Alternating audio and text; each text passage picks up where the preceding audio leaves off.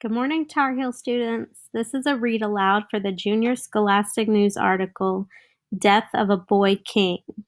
A scientist thinks he solved one of history's greatest mysteries. King Tut was just 9 years old when he became the ruler of Egypt about 3,300 years ago.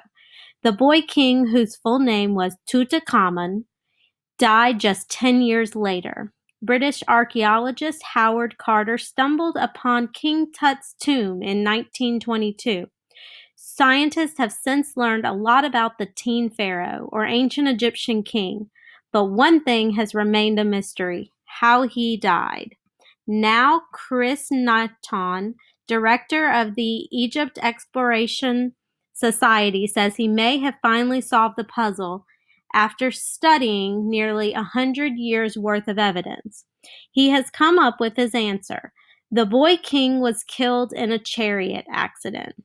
Not much was known about King Tut before his tomb was discovered about 90 years ago.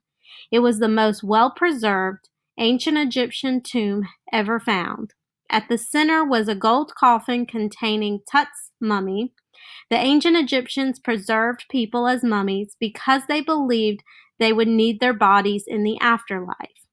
Over the years, history buffs and scientists have come up with many theories about the cause of King Tut's death, including an infection and a blood disease.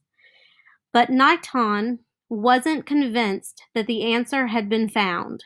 In 2012, Niton decided to try to crack the code. He began by looking back at Carter's notes. We wanted to see if there was anything in there that might be worth following up, Niton says. Carter's notes show that Tut's mummy wasn't prepared like most other mummies. For one thing, his chest had been stuffed with linen and other materials. That led Niton to examine X-ray images of Tut's skeleton that had been taken over the years. They showed that the young pharaoh's heart and some of his ribs were missing.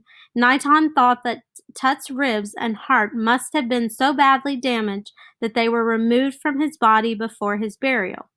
He thinks that's why Tut's chest was stuffed with linen, to keep it from collapsing. The question was, what could have caused that much damage? Ancient Egyptian rulers often rode in horse-drawn carriages while hunting or during battles.